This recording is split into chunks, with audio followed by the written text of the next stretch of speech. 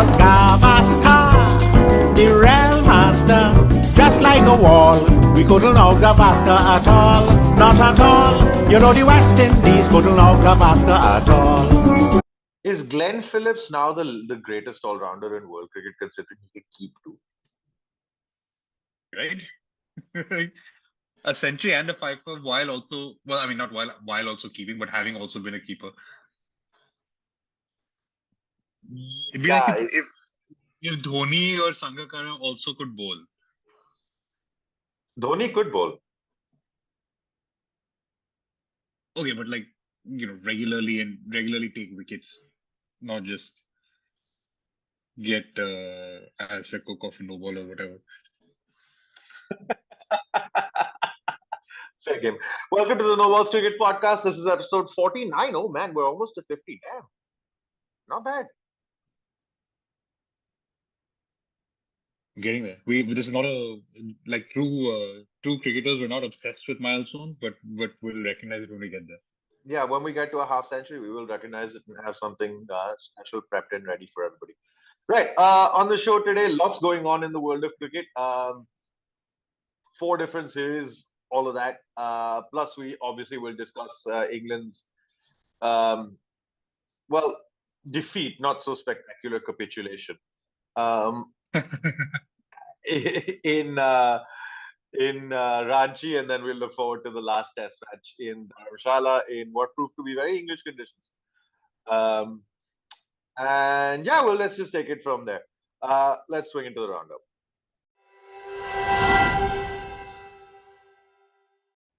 Yeah. So first up, Afghanistan and Ireland played a test, and it ended up with Ireland getting its first ever test win at the 8th attempt. Yeah, pretty big moment in their cricketing history. And apparently, on what seemed to be a very slow wicket, the Seamers took 19 of the 20 wickets. Markadere picking up a fifer in the second innings. So yeah, brilliant for them. It is only, of course, against Afghanistan, but still away from home. So 8 years to win your first Test match, not a bad deal. Sorry, not 8 years. Was it 7 years? 8 tests. Sorry, 8 tests, 7 years. 2017 they made their test debut, if I'm not wrong. Yeah. Yeah. 8 tests, 7 years. That's appalling, by the way. ICC fixed that. That is really appalling. Yeah, they really should play more tests and not just the cursory like 1 test to 2 test series right at the start of an English summer. Yeah, exactly. They really should do more than that. That's the first set. Second set of consequence, of course, Australia beating New Zealand in the first of the, I think, 3 tests that they're playing over there. Yeah, big news from that one was Neil Wagner announcing his retirement, and now there's talk that he might be coming back for the second test. I don't know what they're doing. Yeah, so but, as it turns out, Ross Taylor was on New Zealand telly today. He's saying it might be a forced retirement. Which, well, yeah, it kind of is. He was basically told he wasn't going to be picked, and so then after that he decided he's retiring. Yeah. He also went full Kim Hughes in his retirement speech. I mean, he is one of those guys who wears his heart on his sleeves. Yeah, I guess so. The master of the unorthodox, the man for the most random bowling spells with like 8 men around the bat on the leg side. Yeah, Neil Wagner is a weird beast, and if he does not play again, we wish him a happy retirement. 268 test wickets, and some of the most bizarre bowling you'll ever see in your life. Yeah, 200, almost never bowling with a new ball, and almost always getting those wickets with like long 15 over spells where he's bowling bounces like 90% of the time, or whatever's legally allowed. Yeah, what a career. I mean, true unorthodox great of the game. Yeah, that's really not much more to say about Neil Wagner. It's been a brilliant career. And even if he does retire, he will be remembered. He's almost like a cult meme at this point. But yeah, Australia fairly handily winning that first test. New Zealand, though, to be fair, did let them off the hook. They had them in trouble in the first innings. and Cam Green made a quite brilliant 175, unbeaten in the end. Yeah, that whole experiment with um moving Smith up to open and just so that they can play Cam Green at four, but it paying off on the Cam Green front so far. Smith's returns are still a little iffy. He had that 90 against West Indies, but other than that, he hasn't really scored as an opener. Yeah, I mean, look, I'm not a big fan of it, but one thing's been proven: Cam Green's got the talent and the skill to just he is that good. Let's just be honest. There's been a lot of talk about him. Oh Is yeah, he good enough?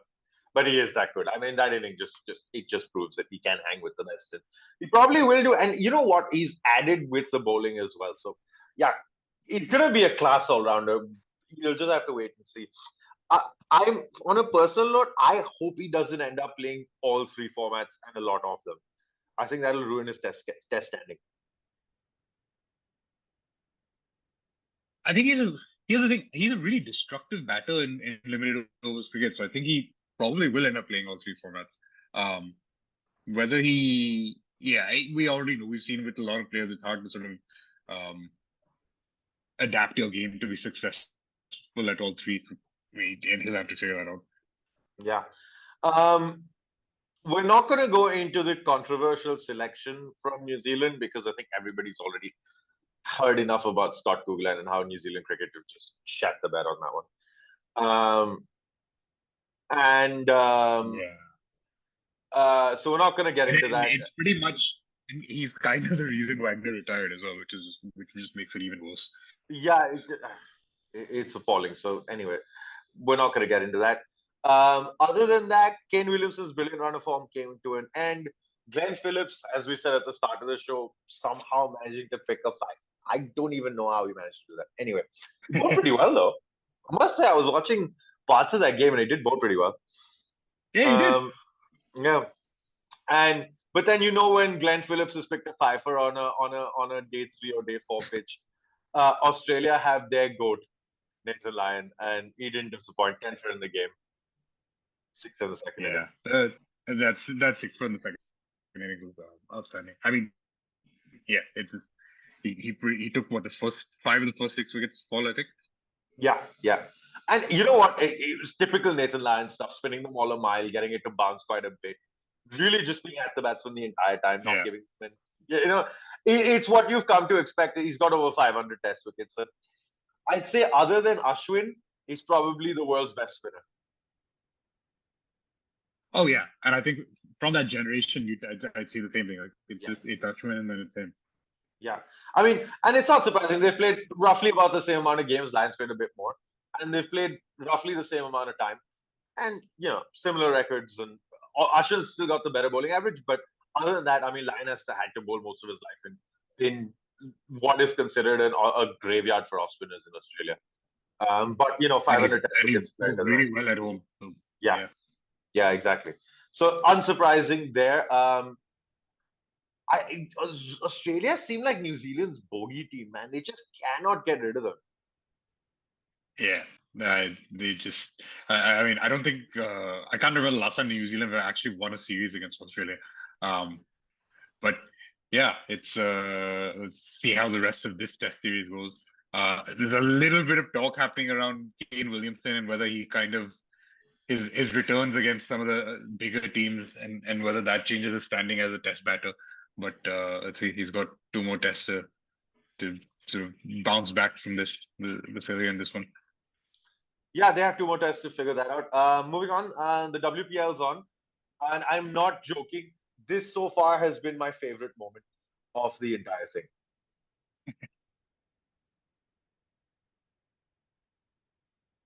Yeah, that is the damage to the Tata whatever car that was on the boundary that Elise Perry smacked a 6 and cracked the windscreen. Oh, sorry, cracked the window. She shattered a window. This happened yesterday in Bangalore. RCB were on the way to a really good win against the UP Warriors. Moment of it so far. And yeah, you can catch all of that. It's ongoing. I don't want to get too much into the details. I want people to go and watch this. Yeah. One interesting tidbit that happened, I think earlier today, was Shabneem Ismail bowled the fastest ever recorded ball in women's cricket. She hit 132 kilometers an hour, which is a pretty cool moment to happen. Yeah, Shabnam is a couple of retirees actually. Shabnam Ismail is retired from international cricket as well now, and so too is Meglani. She hit a 50 earlier today as well, as Delhi basically routed Mumbai. Um, and yeah, so that's what's going on there. Mumbai hit by a serious injury crisis. Nat Silverbrunt was leading them out today. But yeah, typical. You'll see all the stars of the women's game. They're all there. And I really want people to watch that tournament. It is a lot of fun, I have to say. And there have been near 200 scores in two of the last three games. So yeah, go check it out. It is exciting. Yeah, and some fairly fun and dramatic moments, starting with from the very first game in which Mumbai won on last ball flicks. Yeah, it's a good way to start the tournament, and it's lived up to that since. It has lived up to the hype, and the crowds in Bangalore have been fantastic. It's moved to Delhi now, so it remains to be seen whether Delhi can shed its misogynistic image and turn out. But yeah, let's see. Yeah, I mean, to be fair, I think that image goes for all of India, but yeah, Delhi in particular that'll be interesting. Yeah, I'm sorry, I just want to trick. You know what? It's pot shots at Delhi. Who cares? Right. The main bit of the roundup is actually focused on India's premier domestic competition, the Ranji Trophy. And again, I go back to this. Man, this tournament is a wild place. So, do you have sorry, not 9, 10, 10 and 11 scoring hundreds on the last day of a first class fixture? You know things are going crazy. Yeah, so Mumbai have, by the way, reached their 48th Ranji Trophy final. They have won 42 of those. Yeah. Which is a scary statistic in and of itself. But no, the quarterfinal against Baroda, they had the first innings lead, albeit a very sort of sparse first innings lead, and then it sort of batted Baroda out the game. But then Tanush Kotian and Deshpande decided that they're just going to have some fun and have both smacked hundreds and better than a run a ball. Kotian has then followed it up with 89 not out in the semi-final against Tamil Nadu. We will get to that in a second. But that is the first time in 100 years, or first time since the Second World War, that 10 and 11 have scored hundreds in the same inning of a first-class cricket match. That's wild. Yeah. You could not possibly have predicted that was going to happen.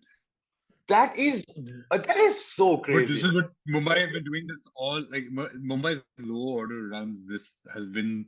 I mean, it's been sort of part of the history throughout the Ranji Trophy, but also specifically this season they have needed some low order batting to get them through. They got it again in the semi-final. We'll get there, but yeah, this sort of pays tribute to how good that low order is. Yeah. Tamil Nadu and MP and Vidarbha made it through to the semi-finals along with Mumbai. MP had a very, very dramatic game against Andhra. Yeah, I mean, that chase towards the end was looking pretty interesting. Yeah, I mean, it went right down to the wire. One of the better games of first class cricket you can see. I think they ended up winning only by 7 runs on not the world's best wicket in Indore. It had all sorts of inconsistent bounce and turn, and fast bowlers were in it as well. And yeah, interesting surface, but made for compelling. Difficult batting conditions in Indore. I wouldn't have guessed that. Yeah, I wouldn't have guessed that either. Oh, well, no, actually, I would have guessed that. Anyway, but yeah, as good as the cricket on the field was, everything got even spicier off the field. Take it away. So the first point here is Hanuma Vihari, right at the end of that match, just announcing that he's leaving Andhra and on his way out, just basically trashing the Andhra Cricket Association. So what's happened here is apparently earlier in the season he yelled at some younger player, As far as we know, it wasn't abusive. It was just like he's a captain and he was yelling at one of the players for Yeah, something or captain's the other. yell. It's par for the course. Yeah. And it just so happens that this other player is the son of a politician, and kind of sits then like that he got forced out of the captaincy and being forced out of the team. He's like then released a whole statement detailing this issue. There are like teams who are sorry, there are players on the rest of the team who like signed a statement alongside him just to confirm his version of the events. Meanwhile, the association hit back saying, "No, this is all because um, because he got removed from captaincy because he was going to be called up for India." Which, of course, let's just remember, Anuma Vihari has not been called up for India in like a year and a half now. So the India I mean, selection thing, as far as I'm concerned, his India career is over. Yeah, I mean that's a totally different conversation. But Yeah, exactly. basically, But this is the story. yeah, and I mean, there was a lot of Instagram messages and Twitter feeds and all sorts of weird crap going on. And as it turns out, so that 17th man was what they call the alleged 17th man. And the Indian Express has actually put up a really nice article about who those alleged 17th men are. Um, was apparently the son of a famous Andhra politician or a nephew or some relative of an Andhra politician or bureaucrat. I'm not sure, but yeah, it all got very messy, and now he's leaving, and that just exploded for 2 days. There was all sorts of allegations and stuff being bandied around, and it just got wild. It got absolutely wild, and there was lots of drama in amongst all of that. And we had the two semi-finals, one of which is still ongoing actually. That Vidarbha versus MP game is not done. Vidarbha need to take the final 4 wickets. MP need to score, I think, 94 more to win. So it's fair to say Vidarbha are in the box seat there after they conceded a first innings lead. Up and down surface at the old VCA Stadium in Nagpur. And I swear to God, I was watching some of that game today. Man, that place is a shithole. Oh man. I'm not lying. You should see that. It is like rotting. It's like being in Bihar or something. Listen, there's no need for us to catch strays here. You want to take your shots at Nagpur, go ahead. No, I'm not lying. Like their new stadium is like fine. That's a new stadium. It's nice and thick. But this is like old, like crumbly stands, and like you could literally see like the pillars being rusted and all of that. It's just weird. Like I don't know.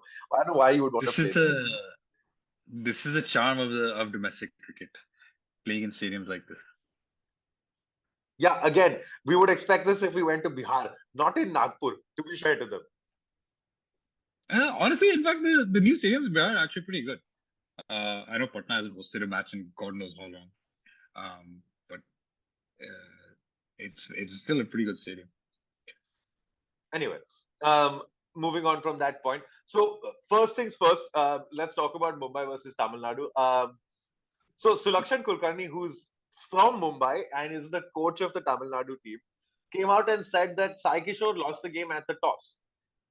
And I'll be Yeah, honest. because on a green top, he chose the bat and they collapsed right there. First of all, he's well within his Sulakshan Kulkarni well within his rights to say this. I'm not gonna lie. Because he's a local guy. Okay. He knows. Everybody from Bombay knows when you see a pitch that green and that moist, it's going to do crazy things. And it proved so on that first morning. They didn't help by batting very, very poorly and then got rolled for 145 or something like that. And then the crazy bit is they had Mumbai 106 for 7. And again, through some stunningly bizarre captaincy, where out of 82 overs, the spinners bowled about 50 of them, but 33 were bowled by Sai Kishore, who did pick up 6 wickets in all fairness to him. But Ajit Ram was getting spanked around the ground. Washington Sundar only bowled 2 in the first 82 overs, which was ridiculous. And after having them 106 for 7, who has to come in and save the day? None other than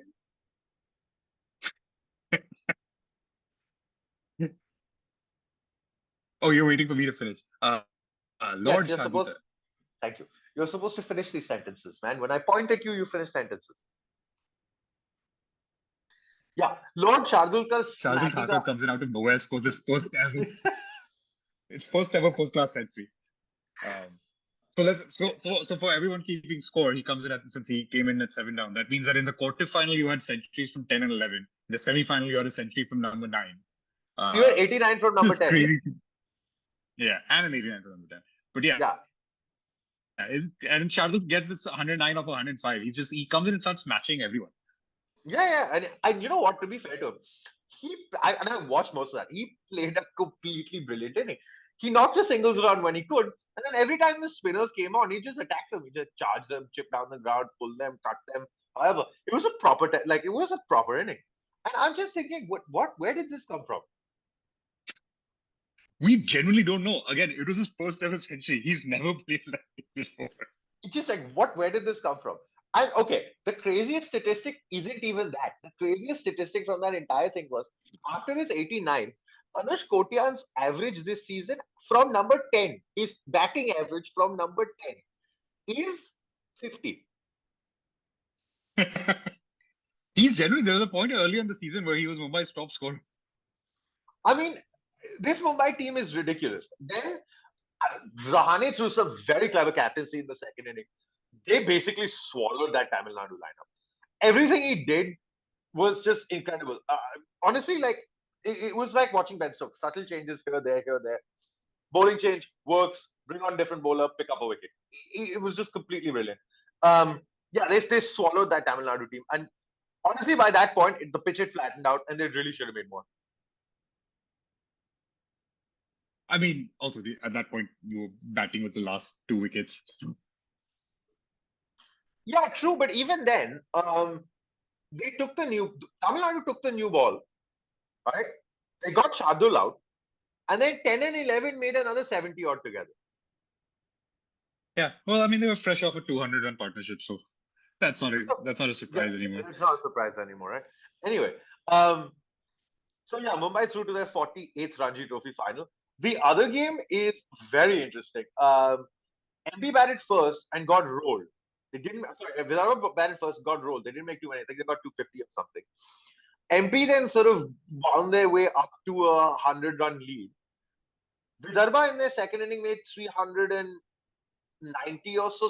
Sorry, it was 400. They made 400. They made 400. So there was an 80-run lead, not a 100-run lead. Yeah. MP chasing 321. They've lost wickets, but it was down to Yash Rathod made a quite brilliant 100 in the second innings for Vidarbha to get them into a position where they can actually win this game now. And day 5 tomorrow. That turnaround third innings was great. Yeah. Karun Nair was the one who put together the first innings, by the way. Oh wow, Karun Nair still whether he ever gets an India call-up again, we don't know. But I mean, the man who ended his career is basically fighting with his domestic boards. I don't know what the hell Karun Nair is doing. Anyway, so that'll be interesting. The final, because Mumbai finished so high up, is slated for the Wankhede Stadium. So expect more of the same. But I gotta say, man, they have a lethal bowling attack. Mumbai's bowling attack is absolutely lethal. Shams Mulani has been outstanding. He was subpar in that game, but Tushar Deshpande picked up 5 in the first inning. Avasti was good, even though he's not been at his best in that game. And Shardul almost constantly posed a threat, which is really strange. On top of his century, got 2. Yeah. On top of his century, got 2 wickets in each. So, proper. Plus, they have, he's especially when you consider the stomach he carries around, he's basically turning into a version of Ian Botham. Yeah, absolutely. He's Shardul Beefy Thakur. We can't call him Vada Pav. That nickname's already taken. No, we can't do that. Just a special mention in going back to the quarterfinal, but Mushir Khan, who's Sarfraz Khan's younger brother, made his debut for Mumbai in the quarterfinal, and on debut scored a double century. Pretty much held that innings together on his own. It's actually it's creating some selection issues for the final because Shivam Dubey has been one of Mumbai's best players, but he's missed the quarters in the semi so far with an injury. If he comes back, we're not entirely sure who would be dropped. The issue there being that Ajinkya Rahane, who's captain, has just had a terrible season with the bat. Yeah, he's had an awful season with the bat. And Shreyas Iyer came in after getting that absolute bollocking from the Indian cricket board, from the BCCI. We'll get into that in a second. And he had a poor game as well. Um, but yeah, that segs very nicely into our next segment, which is the central contract situation. The list of central contracts came out, and there were two notable absentees. One being Ishan Kishan, and two being Shreyas Iyer. Yeah, and this came on the back of the towards at the end of that India England test in Ranchi. Rohit Sharma making a comment in the post match presentation and in the press conference about we know which players have the hunger for Test cricket and we know which players don't, and we only want the hungry players in our side. And a lot of people assumed it was a veiled message for Ishan Kishan. It turned out to not just be about him. Shreyas Iyer sort of been caught up in the crossfire here. So the Ishan Kishan thing, I kind of understand because he decided that he's going to take a break, and which is all fine. But then they're like, all right, fine. You've had a break for 3.5 months. Okay, if you're not playing international cricket, at least go represent your team, play some Ranji Trophy cricket. Fair enough. Not a bad call, right? He's not injured or anything like that. And if he said it's a mental health break and I'm not playing any cricket, I can still understand that. Then, when you get caught training with your bloody Mumbai Indians captain in Baroda, that's going to get people pissed off, isn't it? Well, I think I'm actually going to sort of defend Ishan Kishan here. Oh no, you're defending a Bihari. Whoop-de-doo. Well, it's actually, I mean, it's both of them, right? Because technically, if you look at it, even the reason Shreyas Iyer has been sort of pulled up is because at the end of after being dropped from the squad after the second test, he was dealing with the back spasm issue, and of course we know his issues with his back from beforehand. He had a surgery last year. Yeah, he's had surgery and all of that. Yeah, and after there was a thought that he might even before being dropped he might have to miss the rest of the series anyway just because of that injury. It so happens that NCA cleared him, but he said he wasn't fit, which I think is fine, by the way. I don't understand this. No, I'll get to Shreyas Iyer in a second. You finish first. And I think in the same way that it's fine for Shreyas, I think Ishan Kishan saying it, you know what, I need a break. Look, obviously he had that whole issue with test selection, with being the first choice keeper, and then for no real reason. So I think KL Rahul was the right pick for South Africa, and so it proved anyway with the way he batted. But there was no real reason given for Kishan being dropped after being the first choice keeper. At the end of that, if he decides, you know what, I just want to take a break from cricket. Here's the thing: once the guy's taking a break is a break. Like if he's going out to Dubai and partying, like he's taking his break. He can do whatever he wants. That's fine. You can do whatever you want on your break. But and then I know the issue is that he comes back and plays club cricket, T20 cricket, and doesn't play for his state in the Ranji Trophy. But I feel like in both cases, it's just a lot being made out of very little. And it's like I think Agarkar is basically just trying to make examples out of both of them. I genuinely see where Agarkar is coming from, and I would be just equally pissed off. And actually, less so at Kishan because I don't really know what's gone on there. But the Shreyas Iyer situation now, just simple logic. He's been dropped from the squad. He's come back to Mumbai. It's not like he's anywhere else. He's in Mumbai. He's not traveling. He said he's not feeling he's got back pain, whatever. Right?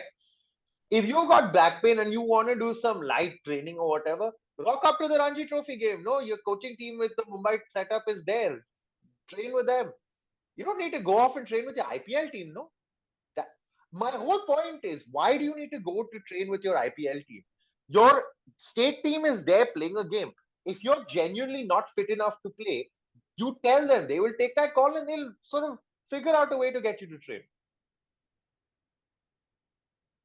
I mean, it would be a bigger deal if we like skip the rest of the Ranji Trophy and then showed up perfectly fit for the first match of the IPL. Then I'd get it. But like he's gone to train with the IPL team. Yes, it's not ideal. He's a senior player for Mumbai in the Ranji setup, so he should maybe just be there just as a to support the rest of the team. As it so happens that he was passed straight for the semi final and he played, and probably will play in the final too. But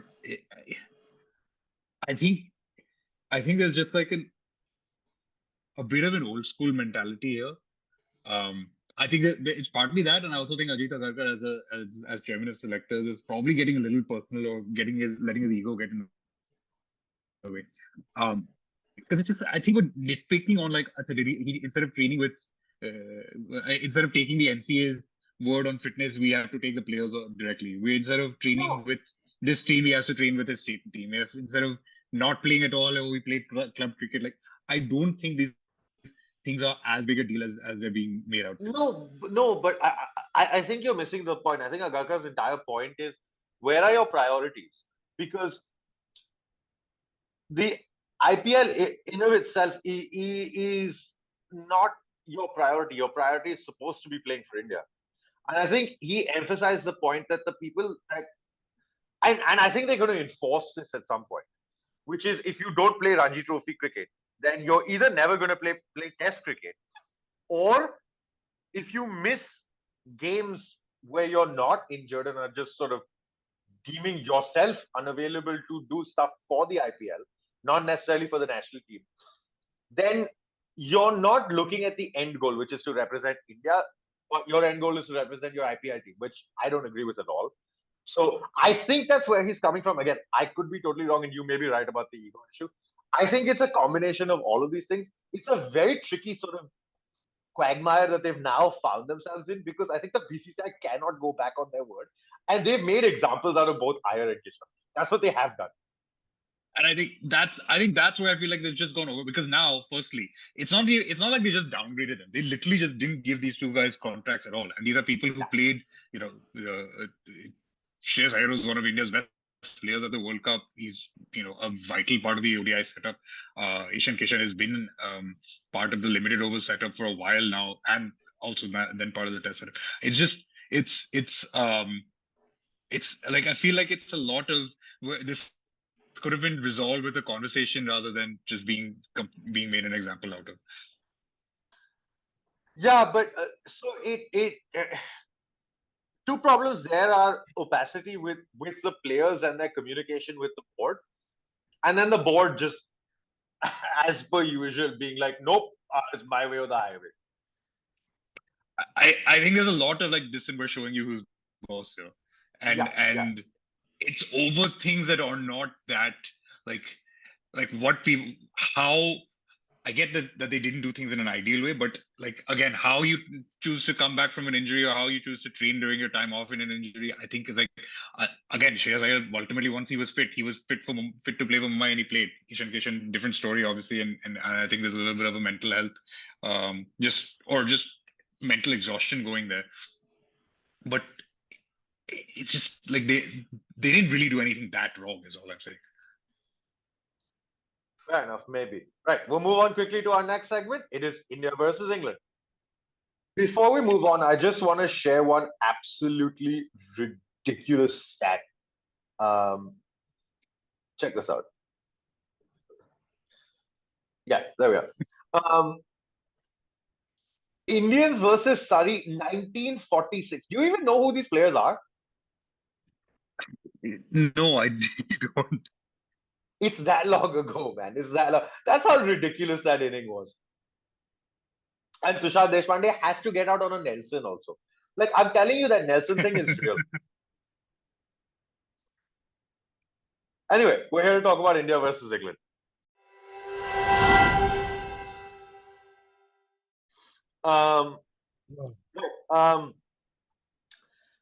So basically, England suffered as I can't remember who it was on Cricket For, they described it as being in a washing machine. Day 3. It was it's honestly that's one of India's best turnaround wins in a while, and there have been a few of them.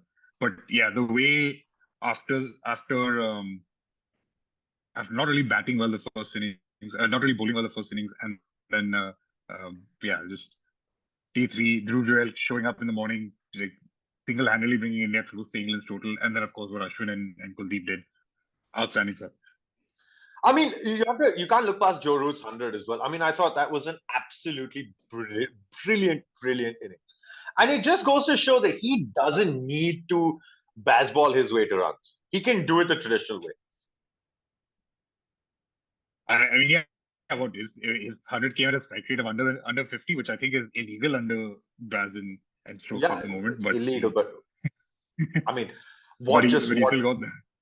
what a brilliant inning. Honestly, I was watching that and I was just thinking, this man is batting like an absolute dream. He figured out the way to play on the surface, deal with the uneven bounce, and especially he came in during the first session when all sorts of things are happening. Yeah, we got five wickets in the first session of the test match. And then the rest of the innings, just Root and with a combination of Folks and Ollie Robinson sort of turned the tables. Yeah, but it was again the game turned on that third morning when the Indian spinners got into it. Rohit finally had a brainwave and gave Ashwin the new ball, and from that point, I thought his captaincy was completely brilliant. But the real threat, I thought, I know Ashwin took 5, but the guy who bowled the best for me throughout that inning was Kuldeep Yadav. He looked like a threat the minute he came on, and he was just unbelievable. The ball was whizzing. They were saying that you could literally audibly hear him click his fingers when he was bowling. He was putting that much on it. Like, he's really flicking it out and giving it like a real rip. And he was nigh on unplayable that day. And he bowled brilliant. Yeah, he got 4, actually got the 5. But England sort of subsided very meekly in the end. Yeah, I mean, another 50 runs and they might have made India's life difficult in the chase. I mean, obviously they already had just about a 50-odd run lead coming off of the first innings. But just the way Kuldeep and Ashwin bowled to bring India back into that match, and it really just made them favorites from that point on. Outstanding stuff. Yeah, completely brilliant. And again, they letting India off the hook as well. We were in deep trouble, 140 odd for 5 or 6 it was, and India got off the hook. Kuldeep Yadav played, quite brilliantly in the first inning. I thought his 28 was one of the most important batting knocks of his career, probably. And Dhruv Jurel, what a player! I mean, he was man of the match as well. But his first innings 90 was exemplary, and then the way he's just easily manipulated the strike second time around. Again, came in a tricky situation. Wickets had fallen in clumps, and but I thought him and Gill handled it really well. It's only India's second 150 plus chase in their last 17. The only other win was actually the storming of the Gabba. Yeah, just that when we're saying last 17 tests, we're literally talking about an entire decade's worth of fourth innings chases, in which only these 2 matches are only Ranchi and the Gabba are the successes. Yeah, as I said, bright spots for England. Sure, Bashir bowled pretty well, I must say. I thought he was good, but again, inexperience also started to show a little bit towards the end of it with their spinners. And I thought Stokes did overbowl the 2 of them a bit, underbowled James Anderson in that final inning. Yeah, well, I think what made a difference there was when James Anderson came on to start off on the fourth morning. He just wasn't looking threatening, and Rohit and Jaiswal were taking him pretty easily for runs and for boundaries. But again, he's James Anderson. There's no reason he should be only bowling 3 overs in a fourth innings defense. Yeah, absolutely. I mean, in amongst all the hype of that, Ashwin passing 500 as well, obviously in the previous game, and then he was more or less back to his best, picking up a 5 in the second inning. And yeah, I mean, it was a strange kind of surface because you knew the odd ball was going to keep low, but it wasn't doing all that much. It actually didn't have a lot of turn in it, and Ashwin gave a really good interview actually explaining his process for the third innings. where he's like, I basically had to rewire my entire game because I don't normally bowl with this level of side spin, but there wasn't a lot of turn. It was just a matter of there being a decent amount of uneven bounce thanks to the cracks. The other thing is, Shoaib Bashir kept hitting the cracks, and that's how he got his wickets in the first innings. Ashwin, Jadeja, Kuldeep, they weren't really targeting the cracks. They were, in fact, they had their leg pulled back a little so that they wouldn't actually hit the cracks. But it worked for them. No, it worked for them, and I just thought the quality shone through in that second inning because especially the way Kuldeep bowled, and you could see there was a big Yeah. difference between the quality that they possessed and what was on show from Hartley and Bashir in that in India's second innings. Having said that, I thought Bashir had a brilliant game. Let's not make any. Bashir did. I mean, obviously, yeah. the five for the first innings, and then the quick strike, the quick double strike rather after lunch in the chase to make it a little nervy for a while. He looks the part. Obviously, England have done this whole thing of, even though both their spinners don't really have the first class record, just the fact that they bring certain attributes, namely their height, and they think that's the height and the release points are what matters, and that's the key to test success in India for their spinners. I just, like I said with Hartley the last time around, I want to see, whenever a foreign spinner does this, I want to see it happen more than once, or especially happen in like successive series before I really say, okay, yeah, this guy looks good. Because we've seen like this. I said it last time around, like the Jason Krejas and Steve O'Keefe's of the world and Todd Murphy's who have come in, picked up a heap of wickets. Todd Murphy, Matt Coonam, a lot of them. Yeah, and they come and pick up a heap of wickets because India just like looks at these Gora spinners and is like, I don't know what to do with this. Is this guy good? And Shoaib Bashir is not Gora, though he's from England. But yeah, it's just like they're almost offended that they have to figure out how to play non-Indian spinners, and they don't do it immediately, and then they finally figure it out, and then all these spinners are stop being effective. So if Bashir is like this on his next tour of India, then and same goes for Hartley. Hartley, whose returns have dipped again since his first test. If they pull off that consistency, then I'll say like, all right, these guys are genuine talents. Yeah. So I mean, India take the series 3-1 with that win. Fifth test in Dharamshala. Of course, not too many squad changes, but the conditions are going to be completely different. There is actually snowfall forecast at some point during this test match, which is mental. Wow, that's just hilarious. But yeah, it's going to be interesting. They're going to be sub 10-degree temperatures apparently. Yeah, we're gonna see all the sweater vest out, and honestly, I think Anderson might really this might be a very Anderson friendly. Yeah, absolutely. Condition. So going into this, it'd be really interesting to see if anybody plays three seamers. I think India might. Let me be honest. And Bumrah's back, by the way. Bumrah's back. Anderson will benefit from the conditions, but so will Siraj. It's hard. I think, given that, given the way all three spinners have bowled, it's hard to drop any of them. I don't know if you're bold enough to drop one of the batters, drop someone like Rajat Patidar, for example, for a bowler. I mean, Akashdeep also, by the way, we didn't mention. We didn't mention him in the Ranji test, but yeah, that 5-wicket opening burst in the first session of the match, that was mostly thanks to him, and he bowled a great spell. Yeah, he looked a fair bit of a better prospect than Mukesh Kumar. I'm not going to go into any of that. I'm just stopping it there. But yeah, it'll be interesting to see. I think if they do go in with three paces, Bumrah just slots straight in. Funnily enough, Dharamshala being, yeah, that's the thing. Now you can't. It's gonna have to be Kuldeep, doesn't it? And it seems really unfair, but it's gonna have to be Kuldeep because you can't really drop Ashwin. And Jadeja's your all-rounder. Yeah, it'd be harsh. I know the conditions are different this time around, by the way, but it's worth saying we sort of went through this a week or two ago, just talking about it amongst ourselves.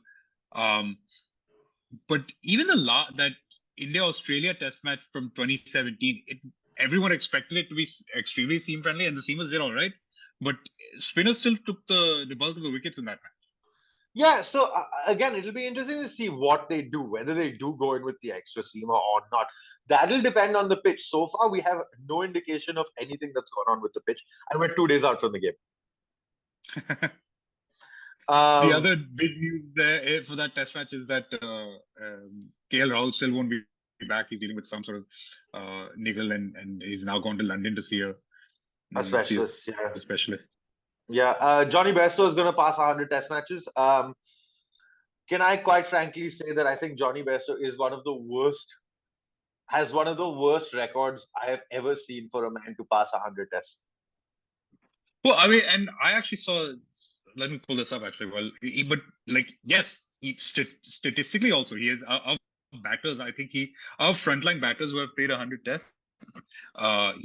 He actually does have the worst average. The only players with worse average are our wicket keepers. Which, to be fair, Bairstow has been a wicketkeeper batter for half his career, so I don't know how you would really judge that.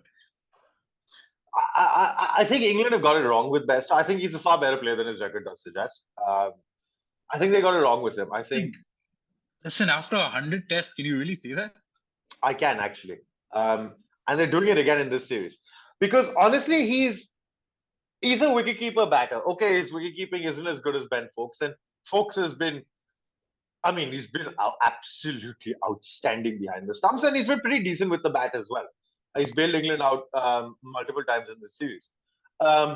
Having said that, I think the whole point is Bairstow was at his best when he was batting 5 or 6 and keeping. Anything higher than that, and he struggled. Here again, he's batting 5 and not keeping. But I think he went through a period in the middle where he made the most runs of anybody in Test cricket, over a year. And he was batting at 6 in wicket keeping. And I think when you have somebody who's playing that role and doing it well, why do you want to upset the apple cart? And England kept doing it again and again and again. And every time they've moved him up and down the order, he struggled. And Johnny Bairstow is a touch player. He's going to get runs quickly and he's going to get runs playing attacking shots. He's not going to stand around on ceremony and defend. He can't do it.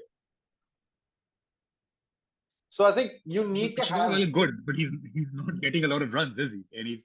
And for most of the time, that's consistently been true. He's had his spells, but over 100 tests, if the most you can show is that you've had like maybe one spell of 5 tests here, one spell of 4 tests here, like that's not really, most people don't get to 100 tests with the record like that. True, most people do not get to 100 tests, and I'm as happy as I am for him. Yeah, it'd be interesting to see. Ashwin also gets to 100 tests in the same game.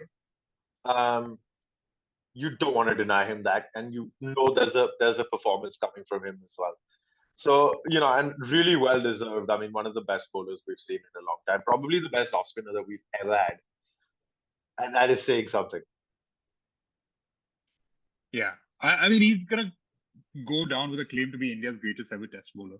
And obviously players like Kapil and Kumble will have something to say about that, but his record is amazing. Yeah, it's just, I mean, it's an extraordinary record, and for a man who thinks as deeply as about the game as he does, I mean, he'll figure out a way. Hard to predict this one because you really don't know what the hell's going to happen, do you? Yeah, with the conditions and the temperatures being what they are, which could favor England, especially because we know how good Anderson can be with a little bit of help. Honestly, he's great even without any help. That being said, India has some really good fast bowlers as well. I wonder if England trust Ollie Robinson enough to keep him and maybe drop one of their spinners for Mark Wood. Because Ollie Robinson did not have a good test in Ranji. He's good with the bat, but not good with the ball. Oh my God, Ollie Robinson reminded me of that England tour where RP Singh came off a Florida vacation, and his first ball was 68 miles an hour. Yeah, Ollie Robinson has had an interesting tour. He obviously didn't get picked for any of the first 3 tests. He's in the middle. He's been on the sidelines doing podcasts with his girlfriend. Yeah, and he also, by the way, he also had in the midst of that whole podcast, he had a pop with the English logistics team. the ECB's logistics team because he apparently had a visa issue as well. Yeah. Turns out that it wasn't some grand conspiracy to keep Shoaib Bashir out of India. It's just that No, England can't do anything. that okay. Whoever's I'm not the one who's alluding to this, but I was listening to the Sky Sports podcast, and it was Nasir Hussain who said they cannot have not known that it's going to be difficult for all of this to happen. And the fact that they did not know that Rehan Ahmed would have to get a new visa to get in before the Rajkot game, I am surprised that the man who's handling the logistics still has a job. And that is Nasir Hussain's words, not mine. Listen, firstly, obviously, because they already had a visa for Rehan Ahmed because he was, on standby for the World Cup. They knew that how difficult the process was going to be for Shoaib Bashir, and they left it late. Then the fact that they only got a single entry visa for Rehan Ahmed for a series in which they were going to take a mid-series break in Abu Dhabi. So then when you come back, he has issues at the airport, which thankfully were resolved quickly. And then on top of that, they then have visa issues for a guy with no Pakistani origin whatsoever in Ollie Robinson. Like just the incompetence that they then tried passing off as some big major diplomatic crisis, and this is the worst thing to happen since Basil Oliveira and the drama that they are able to create to mask their own shittiness. They've managed to get the commentators to suck up to them. They've managed to get the media to turn on everybody else and the Indian government because their logistics guy is an absolute fucking joke. Oh, England, when will you ever learn? Colonialism ended in 1947. I mean, you know what? I feel like colonialism probably still exists for a lot of people, and especially in England, and I think it exists in a lot of English people's minds. Yeah, because clearly the sun has never set on the British Empire. Pax Britannica and all of that. Anyway, the media is finally starting to turn on them a little bit, and let's not forget, as much as I hate the team and its mentality with this whole BazBall thing, BazBall really is a media creation. It's a term that was coined by the media. It's not something that apparently McCullum actually hates it. But yeah, the whole thing's a media creation, and then of course the players kind of play into it with really stupid comments. But after obviously we had the third test with the Joe Root shot, and then the fourth test where they just collapsed from a winning position. You've suddenly started getting the whole does BazBall really work? Is it anything more than just a marketing trick or a confidence trick to make people? It's a cult. It's a cult. Just call it what it is. It's a cult. It's a cult. It was, by the way, that England second innings. It was the first time under Stokes and McCullum that they've gone through a completed batting innings and had a run rate lower than 3. So yeah, I'm not gonna talk about the end of BazBall because Jeff Boycott said it best. He said England can play all this wonderful, fancy attacking cricket, but if they don't win anything, what's the point? Exactly. They've come in. They have a decent chance of making it 3-2, which and 3-2 in India is not a bad result, but it still wouldn't be winning the series. And of course, we already talked about the fact that they didn't actually win the Ashes, though they claimed moral victories and whatnot. But at 3-2, they can't even claim moral victory. Listen, it's England. If they get to 3-2, they will find a way to say, hey, listen, no, who thought we were going to win 2 tests in India? We nearly won a test series. The almost one is their moral victory. That's the thing. The only person who can claim moral victory this week is Glenn Phillips. Right? With that being said, let's move on to my favorite segment of the evening. It is the Nibbles Cricket Awards.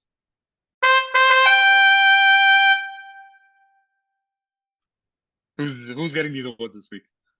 I mean, we have to start with the actual No Balls award, do we not, Mr. Akash Deep? First test wicket and all of that. And but I mean, we've been waiting for this for a while. Yeah. We haven't had a no ball in a while. And Akash Deep then fucking pings Zach Crawley's off stump, only to find that he's overstepped. Yeah, the classic, the true No Balls Cricket Podcast Award. It's back. Thank the Lord, it's been a while. The second award I have to give is to Rohit Sharma for this wonderfully well said comment where Jadeja bowled a few no balls and he goes like, Jadeja doesn't bowl no balls. Jadeja no, T20 में no ball नहीं डालता है. जडेजा तू सोच ले तू T20 में डाल रहा है. Can you get over Rohit Sharma thing to say? Rohit Sharma on the stump mic has been he is a delight to listen to. I think that's the one great benefit of him being captain is that we hear him more than we hear Kohli now. Because when Kohli was captain, we didn't hear Kohli all that much. We heard Rishabh Pant. We heard Rishabh Pant, and also when we heard Kohli, it was more like the brash, aggressive, like sledging, all of that. Which are all, a lot of we would still get some really fun moments, but we would get meme-worthy moments. No, Rohit Sharma has just been memes. Like there's nothing else to be said. He's just been memes, man. Like when Sarfaraz Khan goes to stand at short leg in his first match and he's not wearing a helmet, which by the way, the umpire wouldn't even have let that ball be bowled because you're not allowed to stand at short leg without a helmet. Yeah. But even before the umpire stepped in the pitch, I was like, hey, hero mat ban, helmet time. And it's not just that. I think the appeal of Rohit Sharma is not just the fact that it's not just what he says, it's the way he says it. And it's the most the style he says it. It is the most stereotypically Mumbai way of speaking that you will ever hear in your life. It's like he's casual and cutting at the same time. It's a very Mumbai thing that you can't. Very Mumbai trait. Yeah, you can't you cannot be from any other place on earth. In true Bombaya, hey, hero nahi banne ka. And it has to be, has to start with the hey. Otherwise, it doesn't work. Rohit Sharma has given us some great moments, press conferences and stump mics. Brilliant, absolutely brilliant. On that very happy note, it is time to end. Thank you very much for watching episode 49. Next week is episode 50. We will record after the test match, so be prepared for that. It's a special one, and we will be looking back at all of the greatest moments on the No Balls Cricket episode, hopefully with a special guest. This is a lot of pressure. Now we have to figure out all the greatest moments we've had. Yeah, we do have to figure that out. And we will, of course, start with the storming of the Gabatoire, which was episode 1. Yeah, the reason the pod got rebirthed. The storming of the Gabba was episode 1. Remember that. Yes. Anyway, have a good evening, guys. See you guys. It was Gavaskar, the real master. Just like a wall, we couldn't out Gavaskar at all. Not at all. You know the West Indies couldn't out Gavaskar at all.